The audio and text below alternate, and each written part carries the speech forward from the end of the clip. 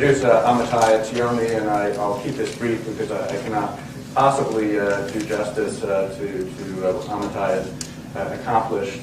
And furthermore, you're not here to listen to me, you're here to listen to Professor Etzioni.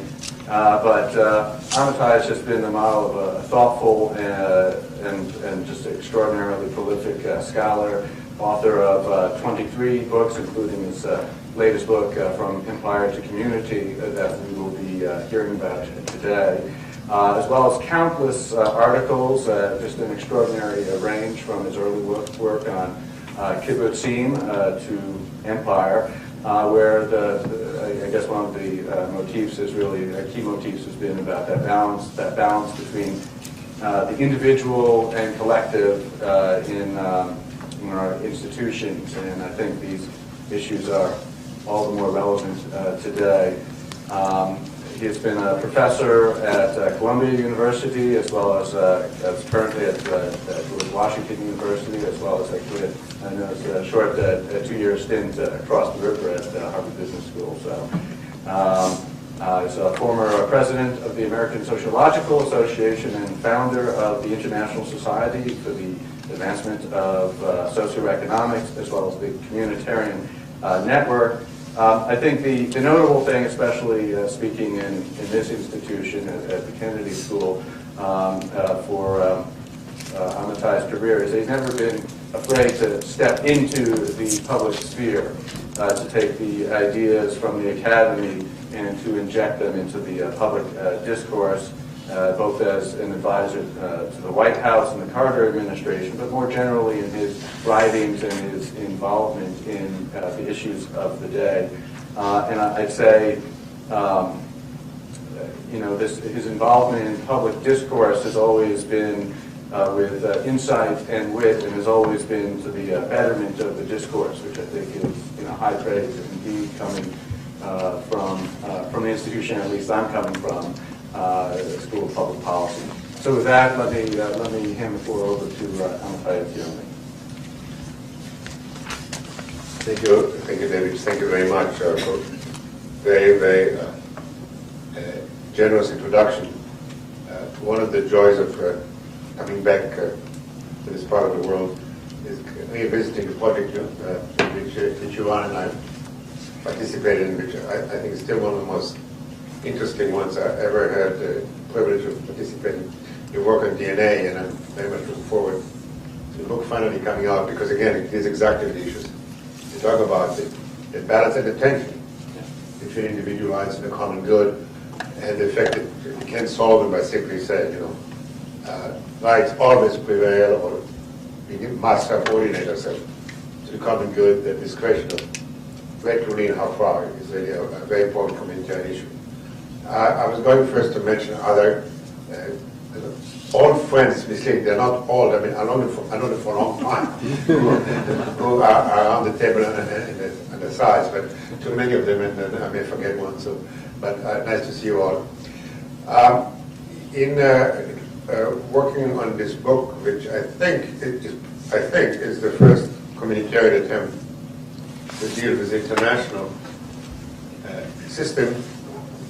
I start by opening the canvas about as widely as I just can, and I'd like briefly to mention that, and then narrow discussion to bring us closer to leadership and to some more specific issues.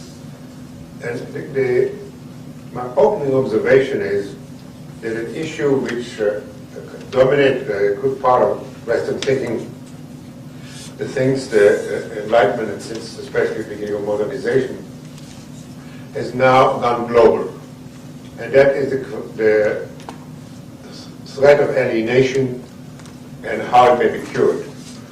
And so the major thesis which young Marx and Max Weber and many others raised was that science and reason and modernity allowed, you would say, mankind today, whatever, people's kind, to develop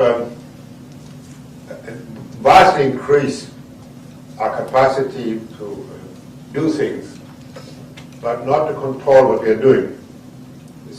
To lift weights, toss them to the moon, to produce more goods, to generate more energy, but in the process we lost control of our fate. We are subject to forces we generate who dominate us rather than we dominate history. The whole Marx's idea, for instance, was that we should learn to be again in control of our fate. His solution was to go back to the pre-modern era, in which, because that's again one of the attractions of community. Everybody knows it's all one package, and therefore any nation will be overcome. I'm not sure that's the only or the right way to go, but the idea is crucial to the discussion. In fact, all cultures disappears in some metaphors. In the Jewish tradition, this is the image of the golem, which is kind of a creature made out of clay, which was supposed to serve the community by doing heavy lifting, and then got out of hand and started threatening the community. And the rest of the start was how to get on top of the golem. And in other traditions, the sorcerer's helper, again the same idea. It kept as well this notion that we generate nuclear energy, and instead of giving us unlimited peaceful energy, it gives us nuclear weapons.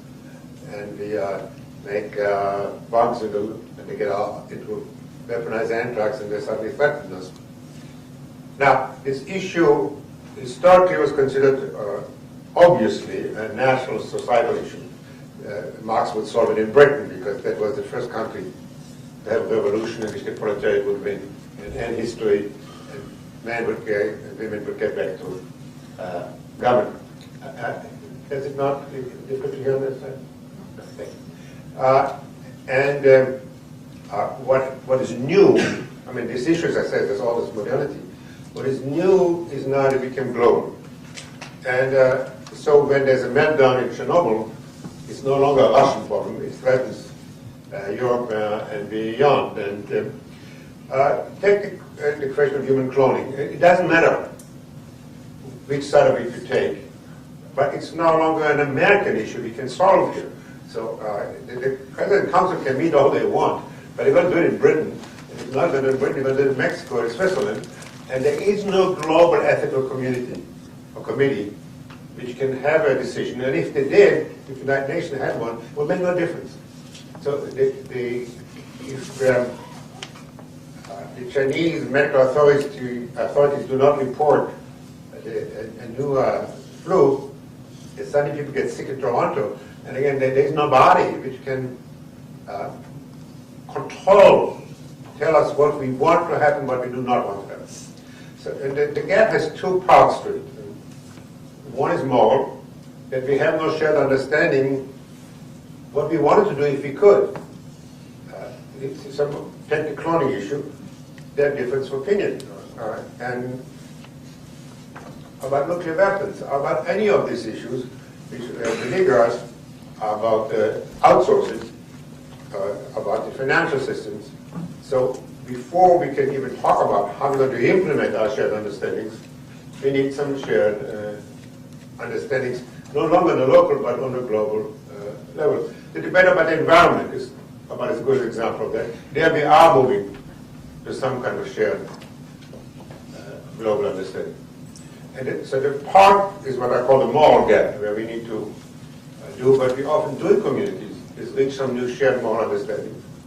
And the next gap is even somewhere more tantalizing, is the political gap. We don't have the institutions which allow us to govern our fate. So the lag, again in very traditional terms, our advance was technological and economic. And our lag is political and moral. Now,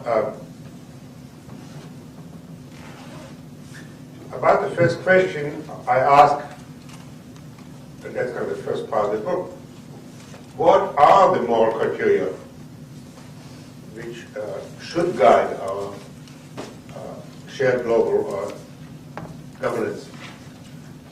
And I found that there is a Western answer which the best you can say for it is naive, and it would not be completely wrong to call it arrogant. And basically what we are saying, and again, not to say the West, and different voices and such, but you know, Fukuyama and Mandelbaum and Zakaria, and we have the answer. We identify universal values and not Western values, and we like to bring them. We ought to bring them to the world, and they're human rights,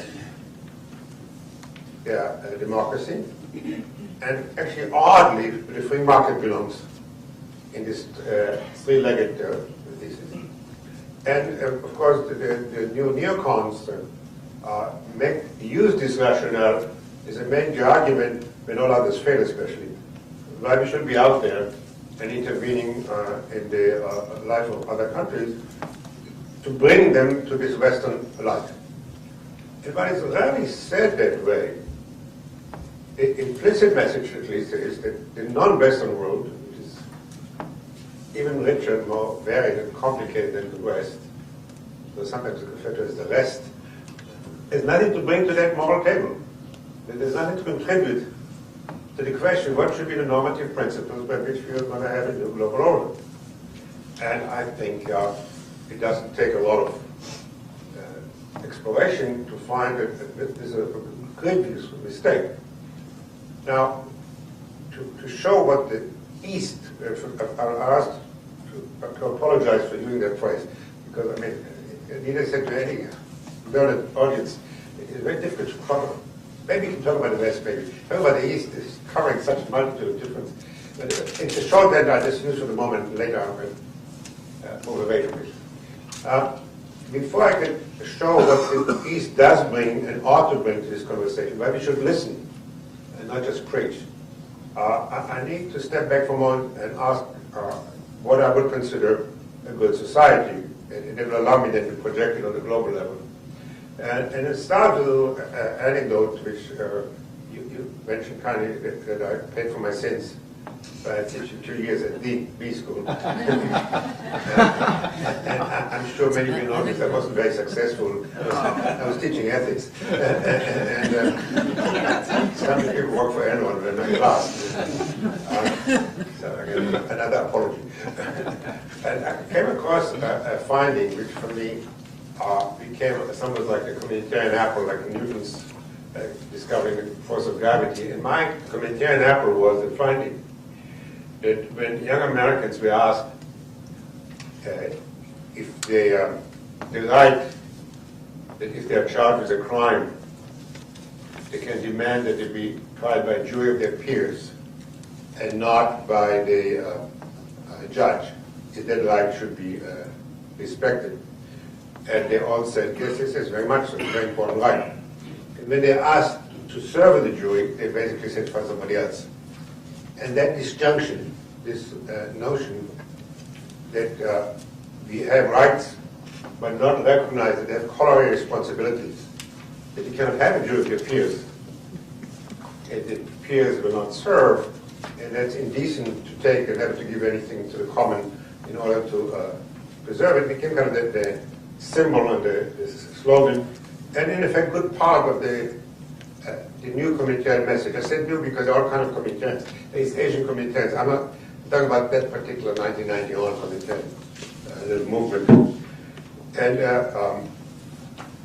when you then increase that whole other level of order of significance, we started talking about the fact that a good society has a carefully crafted balance between autonomy, rights, liberties, democracy, and social order, and concern for the common good and responsibilities. It's not a society which is derived from one principle. Here's a major difference between a philosophical approach and a sociological approach. In philosophy, you can get a lot of points for deriving everything from one principle. In fact, that's what makes you. So libertarians, everything has to be derived from liberty, and you're okay to make a concession if you can't possibly accommodate anymore. But that's the idea. For sociologists, the conversation starts with the observation that societies are complex beings which cannot be organized by one principle, which have conflicting needs and conflicting values, and we somehow need to accommodate them. We can be only right centers or only common good centers. The conversation starts is recognizing that these are two legitimate claims and that we need to find ways to work out the differences rather than simply make yield to one of the principles. So the first half, the communitarian essence, is a careful crafted balance between rights and the common good. And societies can be seen falling off that balance in the opposite directions. So Japan, at least until recently, was a society in which the social pressures and the order, I'm not talking about the government, I'm just talking about the social fabric, was extremely tightly woven. But right for women and for handicapped and for Korean, surely there was more room for rights and for individualization. Then on the other hand, at least the America that Bob Bella describes was one in which there was excessive individualism. So I'm trying to suggest that what this is, there is basically the argument that there's one model of good society. Societies may have to move in very different directions to maintain or achieve this balance. And the second, and in some ways most important attribute, and that's all there is to it, at least what I can do this morning, is that the social order should be based as much as possible on moral persuasion and not on coercion. So just let me repeat these two sentences because that's the essence of what I'm talking about. A good society is one which has a careful crafted balance between autonomy and social order, and one in which the social order is based as much as possible on moral persuasion. So now if you go and take that back to our conversation, what the West brings to the global table is really basically exactly half the equation. They're concerned with autonomy, with rights, with liberty, and therefore I'm arguing that the West is half right. That's exactly what that phrase means. I'm not saying there's nothing wrong with rights. I consider it sacred. And, there's nothing wrong with promoting democracy. What's wrong is not recognizing that what the other side is talking about is social responsibility. For instance, one of the interesting features is Judaism, Christianity, and Islam all share. There's basically, I mean, you can argue this, all the cows come home. There's really no profound concept of rights in any of those religions. But they all have a concept of responsibility. So, just to, sorry about that, I forgot to turn off my stupid thing here. That technology dominates you rather than allows you to govern. Not shut up. Not one. See, it controls me. Well, let me do it. Where was it? I was arguing responsibility. Major religions. Right. No rights. Thank you. No rights and religion. The notion that we have responsibility for each other, you find in all the major religions, and again, just to make it a little more concrete, in the Jewish tradition, let's say it's Friday night and everybody's going to the synagogue and they want to go home to a lavish Friday night or Saturday Eve meal. There's a poor person who has no place to go. There's an obligation to take him home with you. But he doesn't have a right to demand it of you. There's a big difference. It's part of your communal being. Now again, I'm not saying that that's the right position. I'm saying it's half the story. So if you want to combine, I guess people should have some things which you don't have to ask for, or don't even have to depend on the community to come forward and give it to them. There are some inalienable rights. I would very much think so. But I also like to argue that there are some things we need to do of our obligation to one another, or by the way to the common good, like the environment's probably as good as an example as you can come up with about somewhere an obligation we have, not for another person or even a specific group, but for some unidentified future to which we all have a moral obligation. Let me push this a little. One of the things which happens in all the societies which either we liberate, like Afghanistan and Iraq, slight quotes on that phrase, or societies in which the old regimes implode, like in the former Soviet Union. And you'll find that in all of them, as a totalitarian, coercive social order is removed or implodes, you get an enormous explosion in antisocial behavior. The first thing that happened in Kabul, I'm sad to say, after we liberated Kabul, is the pedophiles came back into business. If you look at all over Eastern Europe, in China, in Iraq, in Afghanistan, Afghanistan now producing more opiate than it ever did. HIV is spreading like crazy, killing, kidnapping, looting, raping. We don't talk a lot about that. And if you push somebody, you say, well, that's conditional, that's the price you have to pay for liberty. What really you see here is that as you remove the totalitarian source of social order, and you do not bring other sources of social order, you're going to have a moral anarchy. And to preach freedom here is fine, but something is missing here. It's a misunderstanding what makes for a social fabric. There's a lack of understanding here that what makes societies work is a network of informal social controls in which people have shared understanding of right and wrong, and they undergird it by encouraging people to be better than they would be otherwise. And that's exactly what's lacking in society. They used to be told, either by the state or by the mullahs, what they're supposed to do. To remove that, which is fine. But if all we give them instead is make your choices, we get a moral anarchy which does not go away after a year or two or so. So therefore, what needs to arise, if you want, if you can use different languages, a generation of new moral norms, creating a civil society. The civil society is a very thin concept here. I'm talking about a much richer, a moral language. And I must say, I was particularly influenced in that thinking about one of the most wonderful experiences I had in my many years doing these things. I was invited to spend 10 days with the reformers in Iran. And I wish you all were there. They are incredibly beautiful people. But I'll make a prediction, which I'm happy taping this in social science is not a good thing to do, that Iran is going to be the shining liberal democracy in the Middle East, long before any other country. They are much more ready for it than, I lived 21 years in the Middle East, so I know a lot about it. They're much more ready to it than other countries, not the mullahs, the people. But the number one thing the reformers argued is they do not want a civil society, the way we use that term. They want a religious civil society. And what they mean by it is exactly, they want a moral order which is based on convictions.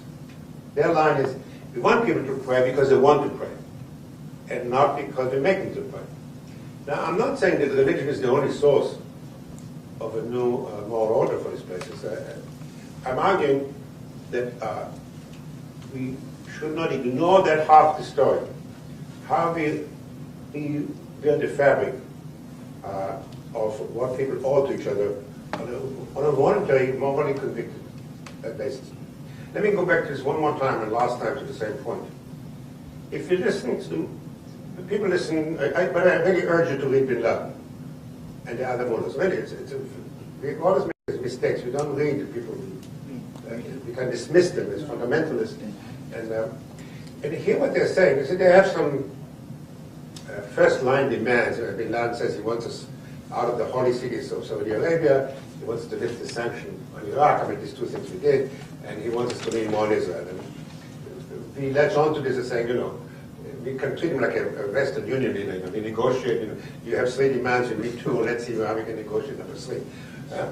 But behind that is a much more profound statement.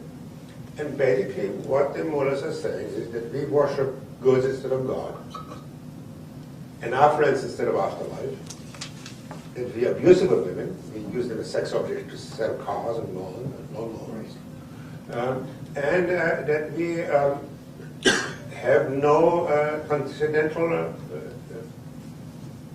aspirations or commitments. And their particular answer is extremely untenable. But actually, if you look here again, go back to all the religions, there's not that much difference, forgive me, please do not quote me on that one, with fundamentalist Christians, ultra-Orthodox Jews, and the mullahs. They all are abusive of women. They all hate homosexuals. They all want to make people behave rather than convince them. But the issues there is, what are commitments to each other, to our children, to our spouses, to our friends, to our neighbors, and what is life all about? We don't. That's why so many Americans are into astrology and Zen Buddhism and all those other things, because the West doesn't address these questions. And so when we go back to this global table, they bring to the conversation the wrong answers. They are simplistic notion of a free market. But if you leaven them and if you listen to the questions rather than to the answers, there are issues we need to address before we have the normative foundations for good societies and for good global order. Community, responsibility, common good come from here. Autonomy, liberty, democracy, and human rights from here. Together, they make for a communitarian foundation for good societies locally and globally. Now, in the book, I go into what it means for specific policies, but I don't have time for that. Now, so that's as much as I can do here this morning about beginning to deal with the moral gap and trying to find principles which would guide our policy and thinking about the global order. Now, the institutional story is rather different. I've been so long around and heard so often that anytime somebody says world government, everybody chuckles. Like, come on. You're not a federalist, but even in the book I didn't dare use those words because the discussion is over the moment you said it, everybody dismisses it. But the fact is that we have one and we need one.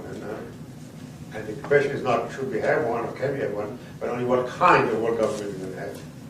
So to make that one a little, Russia's little, I start this is a story from the Old Testament in which Samson went to Gaza and he came upon a young lion and he tore him into halves with his bare hands. And when he came back a few days later, a beehive had settled into the carcass and he was making honey. And Samson said, according to King James version, from strong came sweet. I prefer to translate, from might came sweet. And the point of the story is, if you look in the history of nation building, German, Italian, of course ours, there were periods in which force often played a role. It often involved enormous amount of bloodshed, certainly in the Civil War. But it wasn't the end of the story. It began a transformation which led toward a much more democratic and much more communitarian institution. This is not an advocacy for force. Use of force. Somebody who has been involved in that, nothing abhor more than use of force. But this is an empirical observation other than an advocacy. Now, what happened since 9/11? The United States, rightly or wrongly, I'm being empirical here, established a global anti-terrorism agency in which practically all the nations of the world participate, including Syria and Yemen. France and Germany, during the height of the conflict about the war in Iraq, participate not just nominally in the sense that many nations, about 55 nations, changed their domestic laws to accommodate the war against terrorism.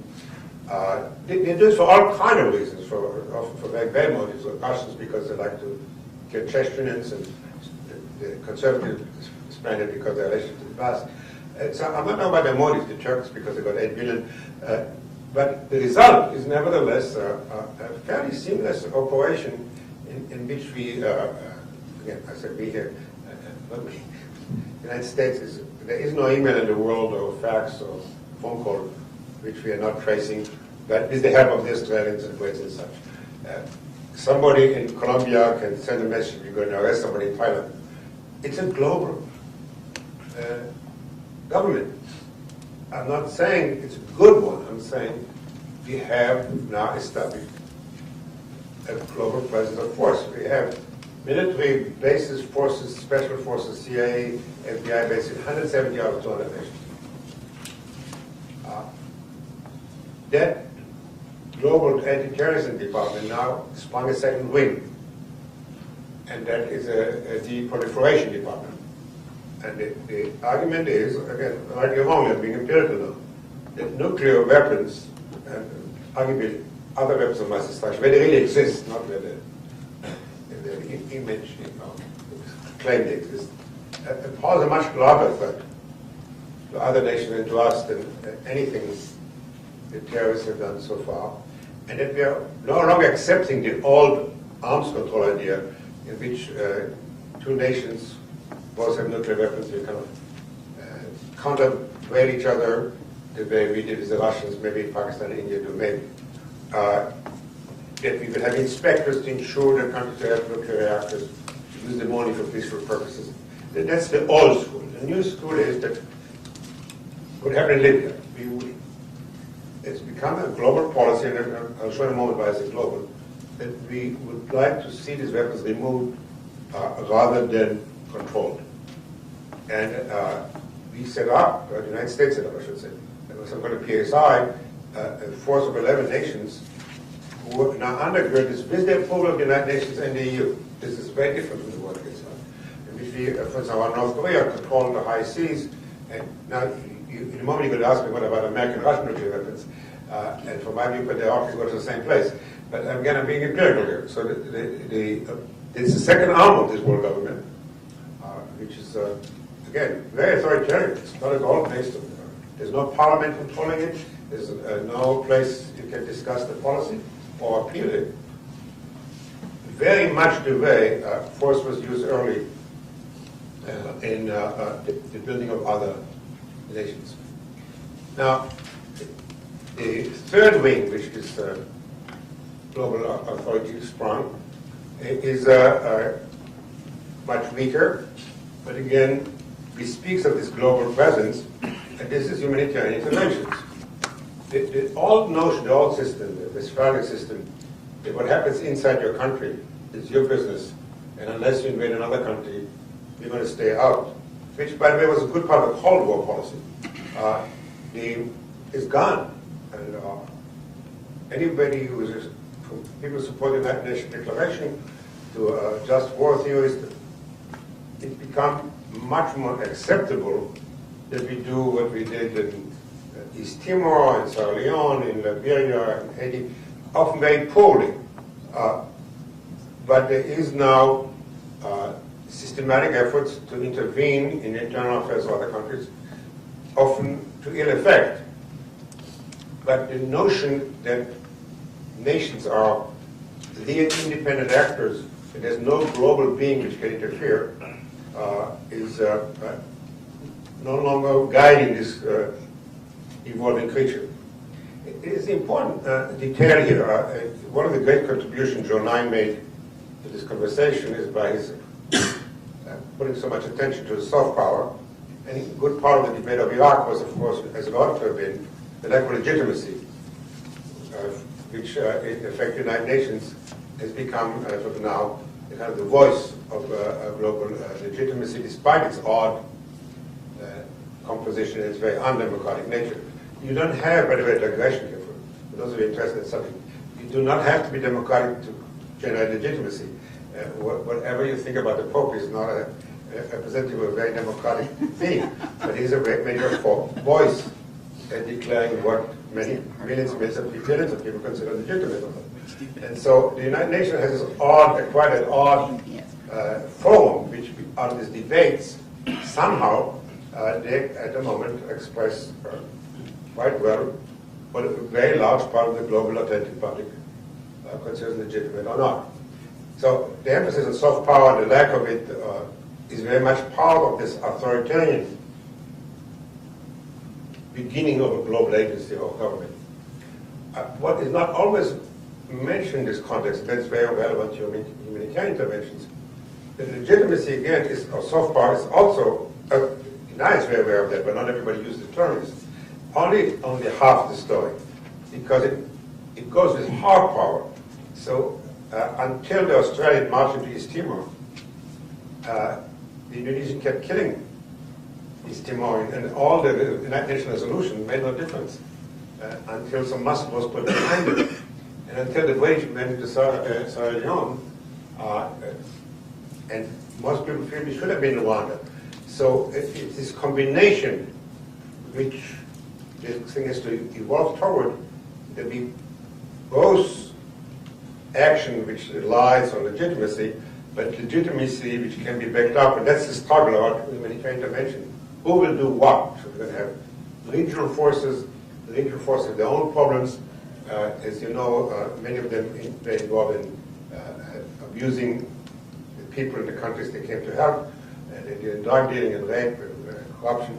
So they need to be professionalized. But that is all part of that building of a global presence. That is, there's another genocide happening tomorrow in a country. At least in principle, there's some preparation to step in as part of this new evolving global regime. And the fourth department, and by far the weakest, is the one which gives public health. And that there, it has a very different form. The WHO has a very interesting change happening. And those of you who are going to study government, it's a very telling change. It no longer has to go through the Chinese government. It can go directly and deal with the medical authorities in China. Now again, the reason that happened are very pragmatic. It's to do with tourism, but the result is the same, that we now have some kind of global beginning of a global monitoring system which can deal with several kinds of epidemics. And that's as far as it goes. It lacks practically everything. There's no welfare department, there's no education department, there's not much of an environmental department, there's no accountability, there's no global parliament. And the question is, will it metaphors? Will it move on from here to something which is much more benign, much more subject to accountability, or will it be considered to be, of course, going back to my definition of a good society, in which there is social order, but it's largely based on conviction rather than on force. So in the book, I'll go on from there in the more visionary parts. It's early in the morning for me to dare let them out for you, but let me just mention one thing. And that's for far the most difficult challenge.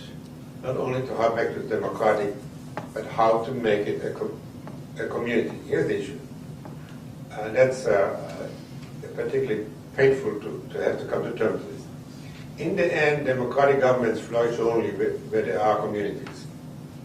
By the way, Charles Taylor written a wonderful, wonderful essay that we find in the last two issues of the Responsive Community called Community, No Democracy.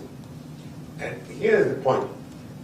When we have democratic government, we tend to forget that we impose pains on some part of the community.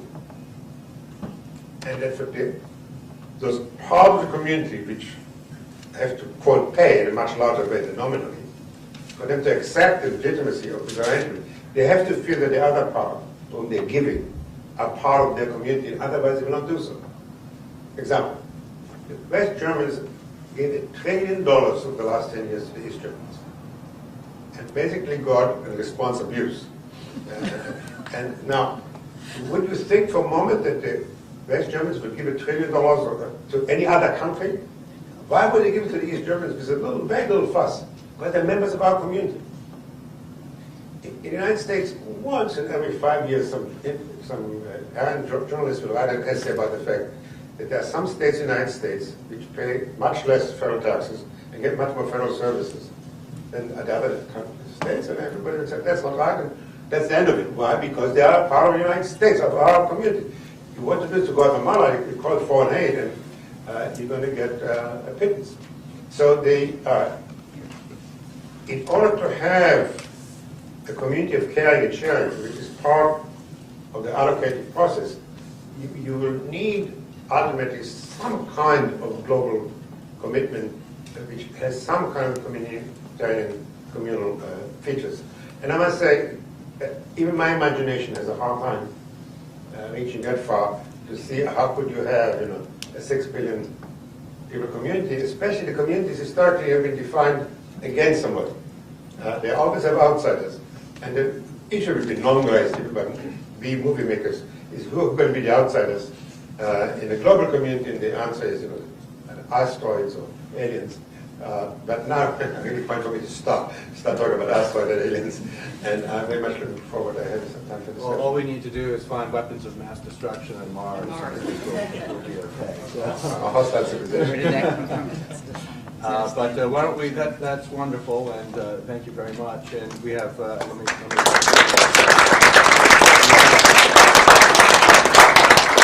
fair amount of time for questions and answers because we go for another half an hour. So let me open up the floor. I see a question right here. Professor Etzioni, I think that many societies are trying to achieve that balance between autonomy and social order, which you advocate as the two key elements of a good society. But I think most of us will also agree that no society has got it perfectly right. Is there, of the existing societies and countries today, is there one that you would identify that has come closest to achieving that balance? No, I don't think there's one which is close to the balance.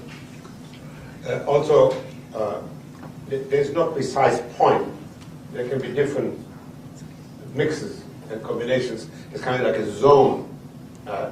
But if you look at Canada, which is far from a perfect society, Canada has a much stronger concept of public order, and it's largely based on convictions and not on police.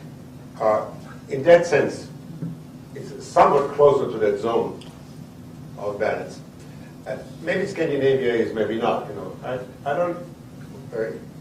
Each society, when you look at it, has its own imperfections, but they are closer to this concern. Some of them actually are losing some of it in such the struggle with the inability to deal with immigrants, in fact, move them from this area.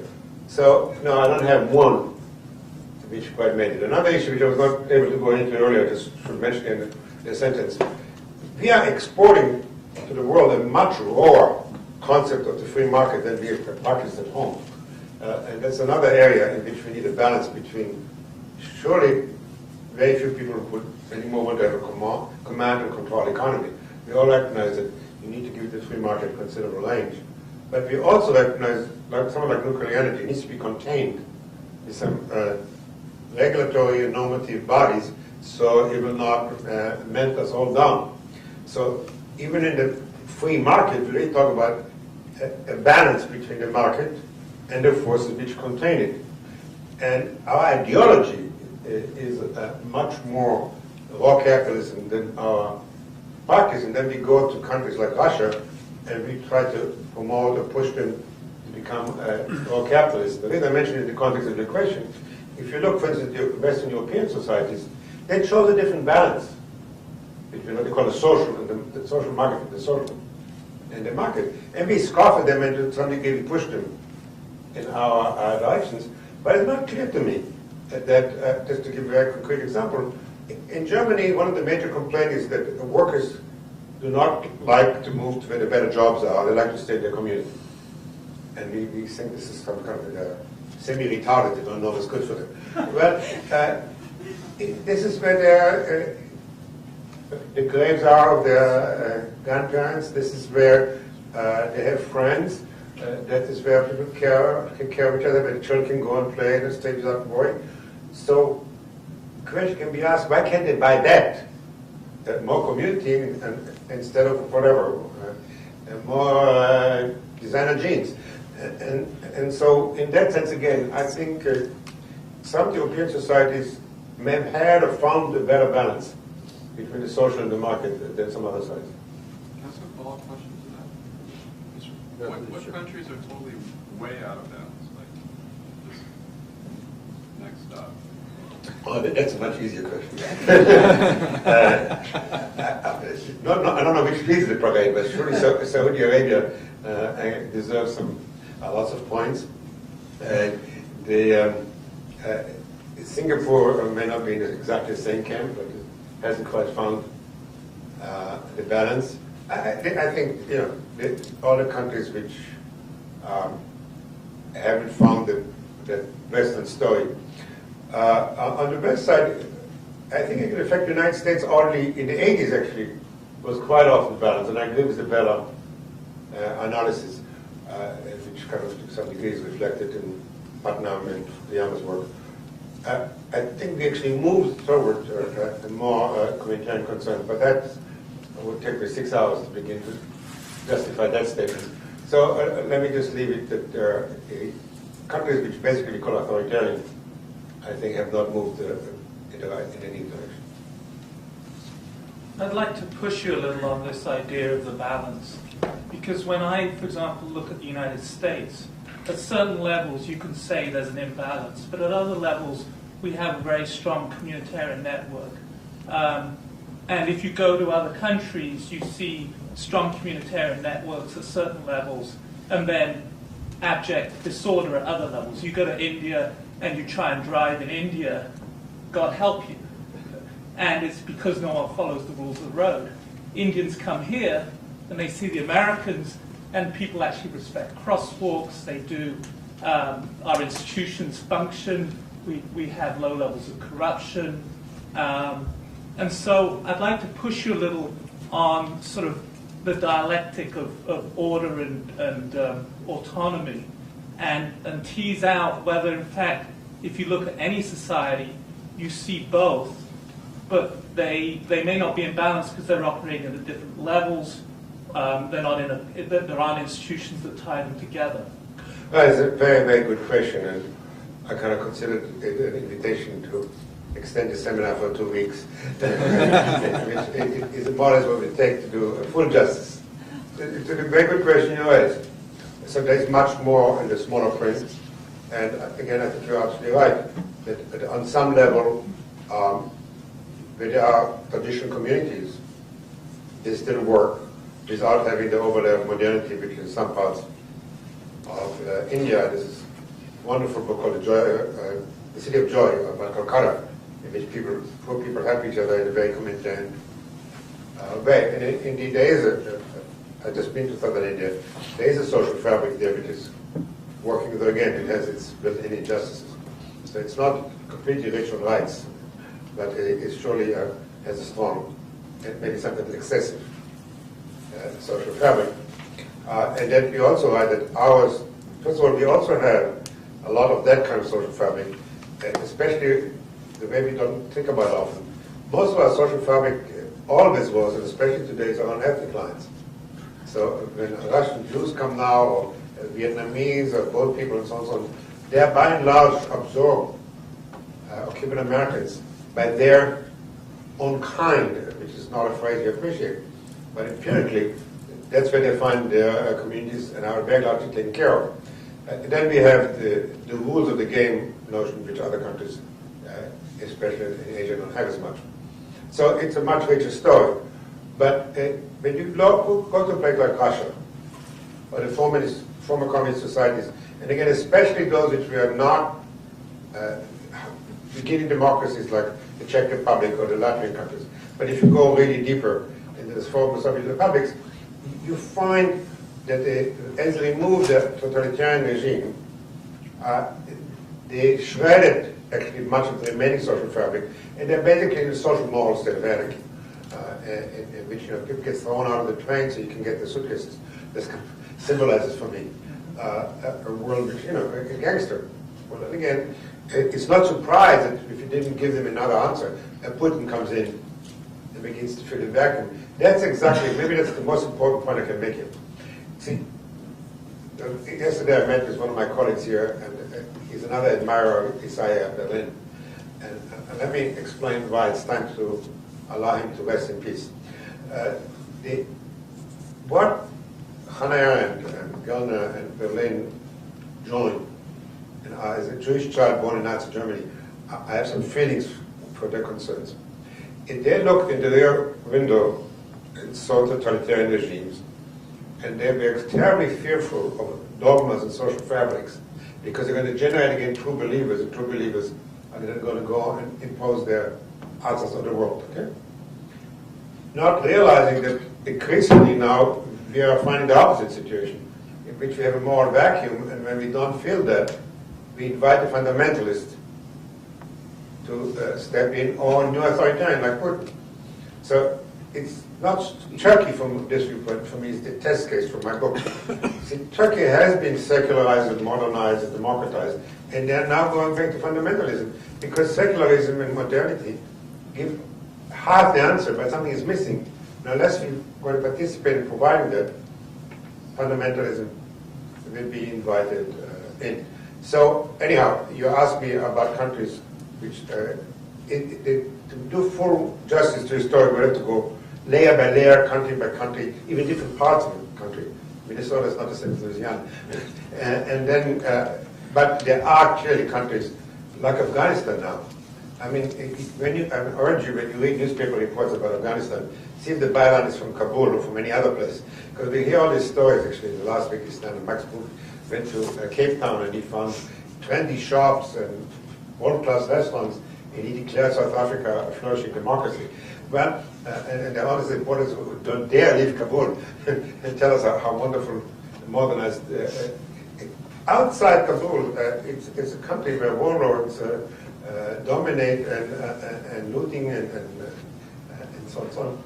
So it's easier to show countries in which this has been shredded, and otherwise we need to do layer by layer. That's the reason.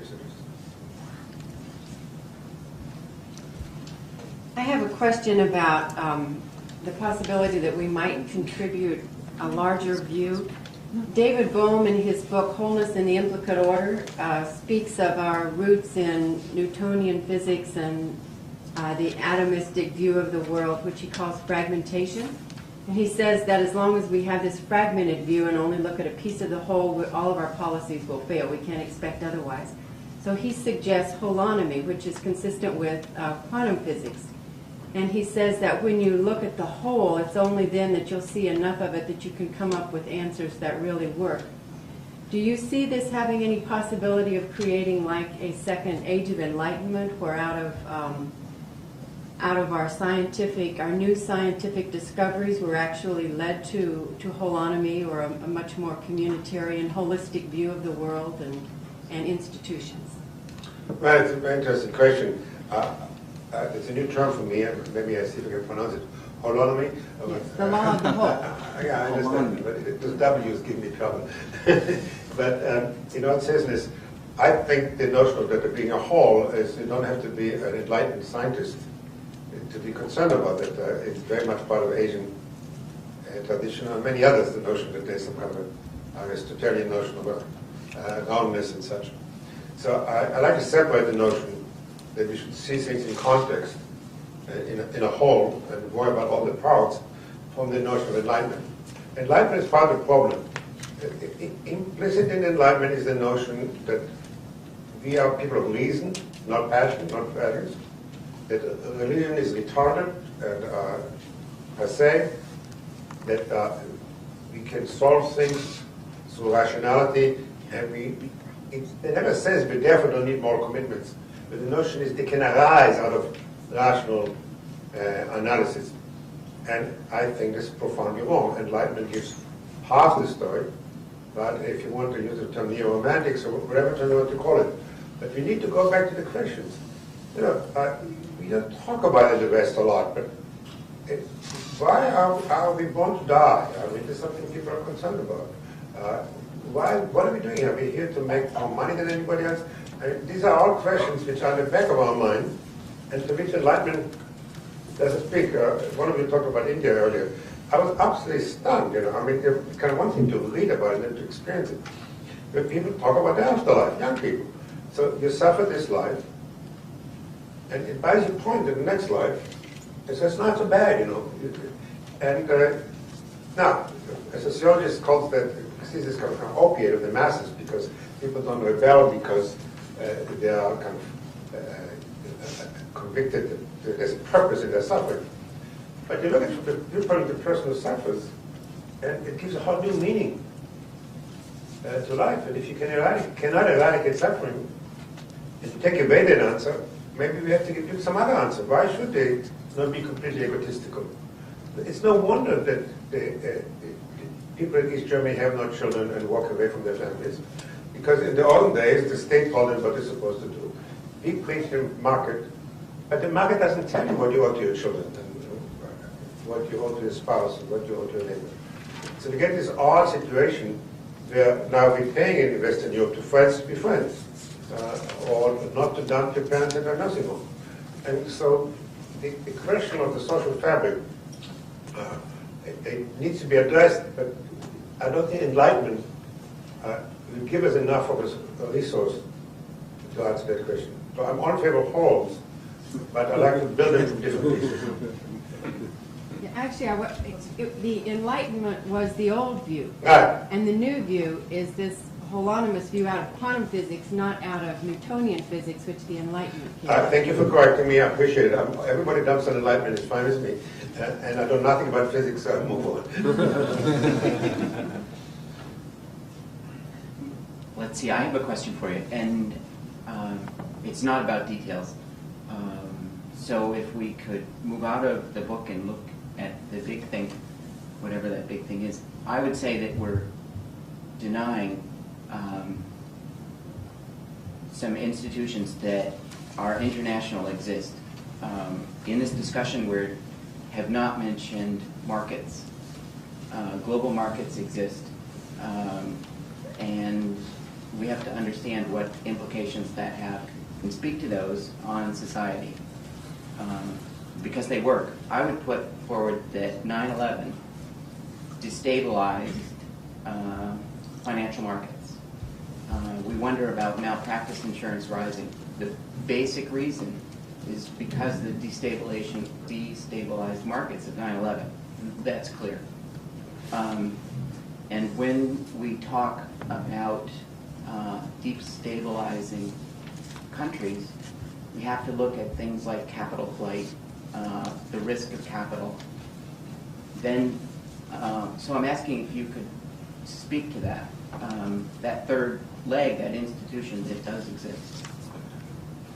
If you go back to the beginning, my argument is that we've made huge advances in our technological capacities and in our economic capacities. So if you compare, whatever you want to use as the baseline, 1760, the industrialization in Britain and so on and so on, I think nobody could deny that it's almost difficult to measure how much our capacity to do things technically and economically has grown, and that we're lacking the capacity to guide these processes. Now, let me say that I'm happy to return to do, okay? The markets, from my viewpoint, are part of the problem, not part of the answer. So they march their way, and sometimes they do enormous good, and sometimes they do enormous evil. But there's no parliament or board committee or anybody can say, all right, we look at that global market, which does some good and a lot of evil, and we want to decide that we're going to regulate in X way. I don't know, that capital flows of hot money will be limited or not allowed, or they have to pay a tax. I'm not saying it's the right answer. I'm saying whatever the answer is, we have no institutions to deliberate or to affect it. So Greenspan has to stand up at night and leave his Wall Street at 3 o'clock in the morning to save us from some Indonesian and Russian collapse of the financial system. Now, you can say that the IMF or whatever, the GA are part of that system. They are very thin reed to rely on. So that's where I will go. But go ahead. You were. So we actually do have committees that vote and report to Greenspan. No, but they're not global committees. They speak for us, but they don't speak for the people of the world. Well, unfortunately, the capital markets exist here. That I wouldn't. The capital markets are not. Well, they're directed here. Greenspan can control them. And Amitai, you said earlier that you didn't have time to inspire us, but I wish you would. And focus a little bit, I haven't read the book, on how we increase this community of caring and sharing. You mentioned the World Health Organization. A couple of years ago, the Gates Foundation spent more money on global health than the World Health Organization. That's one of your 4 pillars of global normative governance. You Europeans spend more on pet food each year than the unmet needs of the entire rest of the world's health needs. Joe Nye tells us in the book that we spend either 400 or 4,000 times more on hard power than soft power. And, cows are subsidized by Europeans, and American public policy to the tune of $2.50 a day, which is more than half of us live on each day in the world. So how, those are just a scatter shot of some of the grosser imbalances. How do we become, what's the politics by which we become a global community of caring and sharing? Well, let me first give the bad news, and then and then people want to add the socio-economic rights. And he thought that the march of history was inevitable, go from 1 to 2 to 3. Actually, history got stuck between 2 and 3, and it's not moving much into that direction. And not only in the United States. If you look at Britain and so on, the redistribution of wealth is really very, very minimal. I'm talking about domestic societies for the moment. Unfortunately, this duplicates itself now in the global order. We're beginning to have some concept of human rights, which even countries who violate them egregiously now pay lip service to them, and they're trying, and so on. We're beginning to have a notion of some kind of, though it's way down the road, some kind of political, but we are doing very little, as you point out so well, on the socio-economic side. And it will continue to be the lagging sector. We're going to move a little more in that direction. Like maybe we will give 15 billion to fight against HIV. Maybe have a millennium. But my prediction is not my advocacy that will continue to lag for reasons which go into effect that survival and basic rights take priority in people's commitments over socio-economic rights, right or wrong. The good news is what people refer to as transnational citizenship, which is a phenomenon which some of my colleagues in political science go a little gaga about it, but it's still nevertheless of great interest. There are more and more people who live in multiple countries, who have personal networks in multiple countries. And in fact, you talk about figures, you should sort to that what the remittances. Because Latino workers in the United States send much more money to Latin America than foreign aid. And again, in India, you see all those wonderful buildings built by Indians who work in Saudi Arabia. So the flow from have countries to have not countries in that form, again, not the ideal way. So why? Because people who live in one country have social moral commitments to people in other countries. So the degree that flourishes, there are environmentalists, there are, as I know you know, there are all these INGOs and global social movements, which are very weak but more than they used to be. So the movement against landmines, the environmental movement, and so on and so on. So the small good news is that while we have it's a road which is 1,000 miles long, we are making more baby steps in the right direction than we used to be, and maybe in some ways escalating. I think we have time for one more question. So, in the back, please. Dr. Etzioni, certainly this balance that you are advocating is a very ideal one. You were asked earlier the nations which comes close to this balance, and my question is actually, have you tried to go beyond this ideal concept to try to find out what makes it so difficult to achieve this balance? Is it a question of leadership or is it something else? Thank you. Oh, well, that's a good question to close on. In the end, the only thing we can change societies in a major way, and here the analysis becomes easy, because at least from my viewpoint, if you look at total human experience, there's only one thing which changes societies profoundly in this direction, and this is social movements. It's not interest groups, it's not political parties, not even us. So Christianity for us for a while, such a religious global movement, 2,000 years ago, which changed people's hearts.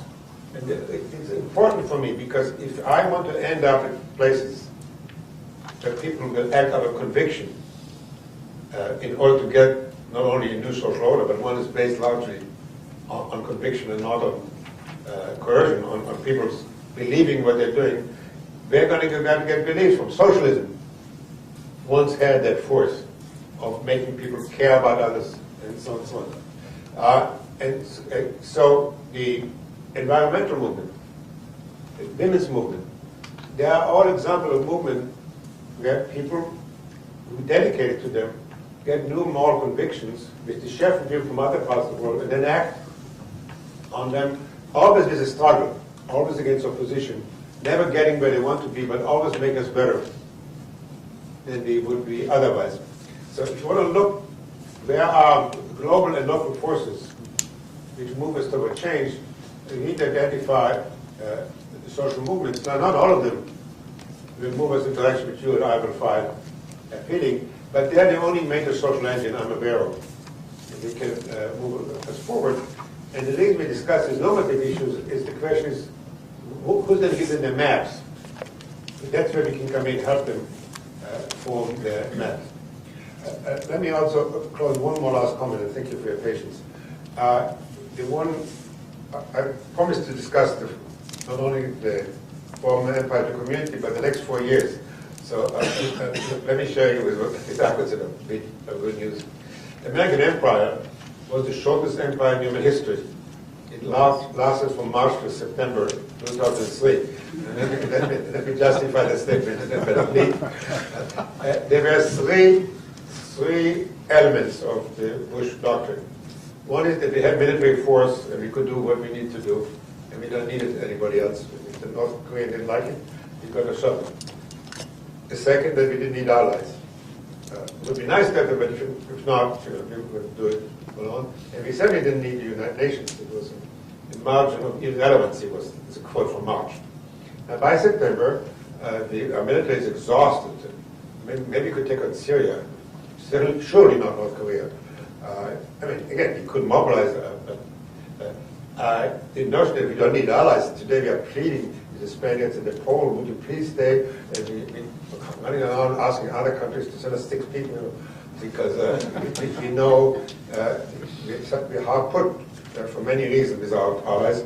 And much more interesting, when we deal now with North Korea, the United States insisted on multilateralism. And again, I'm not talking about the motives, but the empirical fact is that we will not talk to them unless Japanese and Chinese are involved. Not because of some normative commitment to multilateralism, but because otherwise we can deal with the problem. And in Iran, Russia and Europe playing a major role. And so unilateralism is out, multilateralism is in. And the United Nations, we are dying for its blessings on anything where that we cannot do elections, that we are there with some legitimacy. And so, while the rhetoric hasn't changed, what we're doing, whoever is in the White House a year from now, really cannot longer simply rely on our military power, on ourselves. We need allies, and therefore we need to adapt our policies to keep them coming, and we'll need some kind of complicated collaboration with the United Nations, which is, all this is, from my viewpoint, movement toward a better global order. Thank you very much.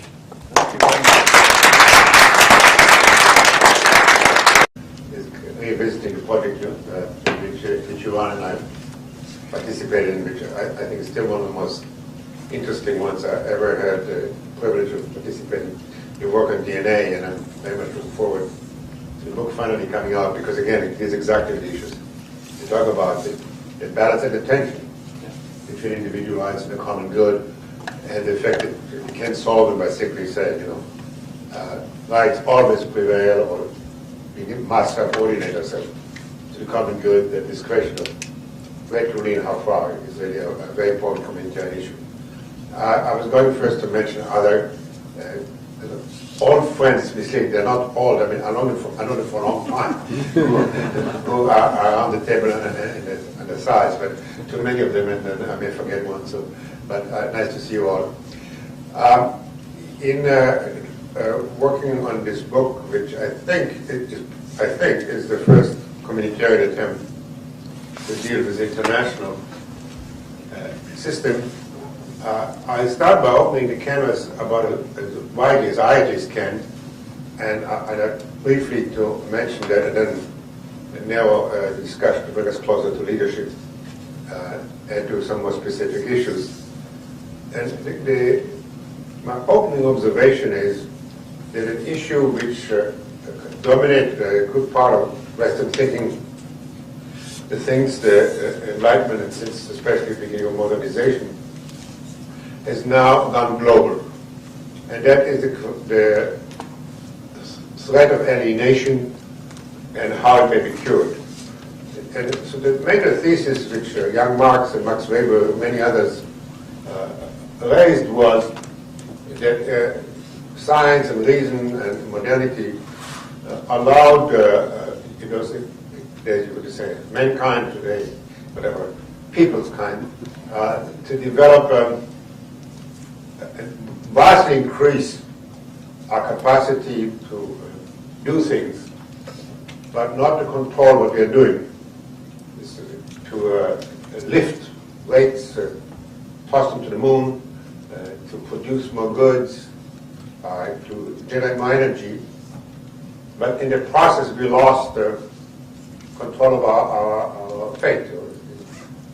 We are subject to belongs in this three-legged thesis. And of course, the new neocons use this rationale as a major argument when all others fail, especially. Why we should be out there and intervening in the life of other countries to bring them to this Western light. And what is rarely said that way, the implicit message at least is that the non-Western world, which is even richer, more varied and complicated than the West, so sometimes referred to as the West, has nothing to bring to that moral table. There's nothing to contribute to the question, what should be the normative principles by which we are going to have a new global order? And I think it doesn't take a lot of exploration to find that this is a grievous mistake. Now, to show what the East, I'm asked to apologize for using that phrase, because I mean, neither said to any learned audience, it's very difficult to cover. Maybe you can talk about the West, maybe. Talk about the East is covering such a multitude of different. But it's a short that I just use for the moment. Later I will motivate me.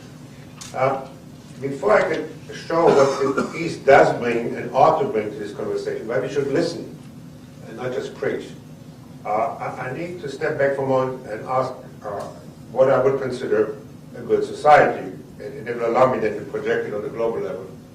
And it starts with an anecdote which you mentioned kindly that I paid for my sins by teaching 2 years at the B school. and I'm sure many of you know this, I wasn't very successful. I was teaching ethics. and some people work for Enron in my class. So again, another apology.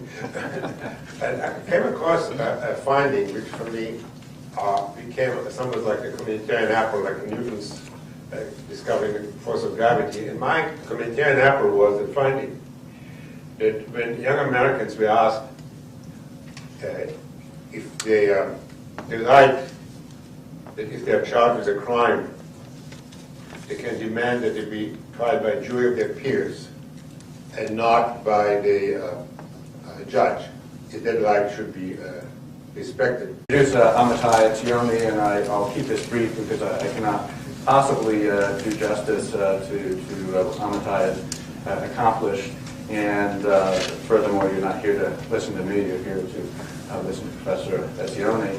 But Amitai has just been the model of a thoughtful and just extraordinarily prolific scholar, author of 23 books, including his latest book, From Empire to Community, that we will be hearing about today, as well as countless articles, just an extraordinary range from his early work on kibbutzim to empire, where I guess one of the motifs is really, key motifs has been about that balance between the individual and collective in our institutions, and I think these issues are all the more relevant today. He has been a professor at Columbia University, as well as currently at George Washington University, as well as actually a short 2-year stint across the river at Harvard Business School. So, he's a former president of the American Sociological Association and founder of the International Society for the Advancement of Socioeconomics, as well as the Communitarian Network. I think the notable thing, especially speaking in this institution at the Kennedy School for Amitai's career, is he's never been afraid to step into the public sphere, to take the ideas from the academy and to inject them into the public discourse, both as an advisor to the White House and the Carter administration, but more generally in his writings and his involvement in the issues of the day. And I'd say,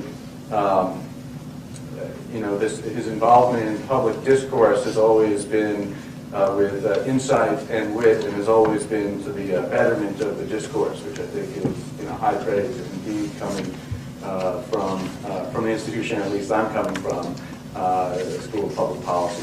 So with that, let me hand the floor over to Amitai Etzioni. Thank you, David. Thank you very much for very, very generous introduction to one of the joys of coming back to this part of the world. A new flu, suddenly people get sick in Toronto, and again, there's nobody which can tell us what we want to happen, what we do not want to happen. So and the gap has two parts to it. One is moral, that we have no shared understanding what we wanted to do if we could. It's a take the cloning issue, there are different opinions. And about nuclear weapons, about any of these issues, which beleaguer us, about outsourcing, about the financial systems. So before we can even talk about how we're going to implement our shared understandings, we need some shared understandings, no longer on the local but on the global level. The debate about the environment is about as good an example of that. There we are moving to some kind of shared global understanding. And so the part is what I call the moral gap, where we need to do what we often do in communities, is reach some new shared moral understanding. And the next gap is even somewhere more tantalizing, is the political gap. We don't have the institutions which allow us to govern our fate. So the lag, again in very traditional terms, is our advance was technological and economic, and our lag is political and moral. Now,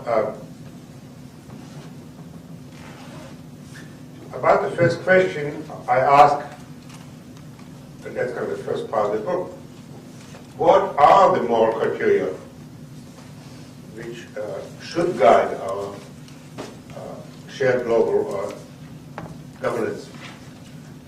And I found that there is a Western answer, which the best you can say for it is naive, and it would not be completely wrong to call it arrogant.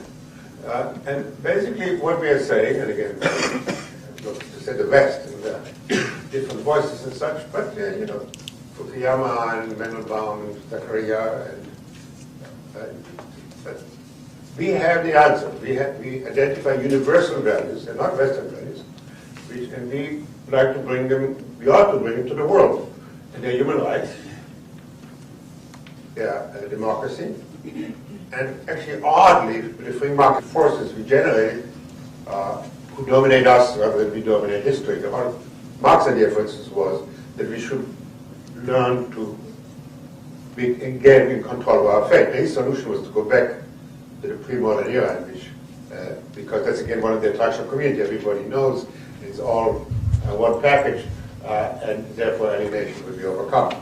I'm not sure that's the only or the right way to go, but the idea is crucial to the discussion. In fact, all cultures disappears in some metaphors. In the Jewish tradition, this is the image of the golem, which is kind of a creature made out of clay, which was supposed to serve the community by doing heavy lifting, and then got out of hand and started threatening the community. And the rest of the start was how to get on top of the golem. And in other traditions, the sorcerer's helper, again, the same idea. It kept as well this notion that we generate nuclear energy, and instead of giving us unlimited peaceful energy, it gives us nuclear weapons. And we make bombs and they get into weaponized anthrax, and they suddenly threaten us. Now, this issue historically was considered obviously a national societal issue. Marx would solve it in Britain because that was the first country to have a revolution in which the proletariat would win and end history, and men would get, and women would get back to government. Is it not difficult to hear this?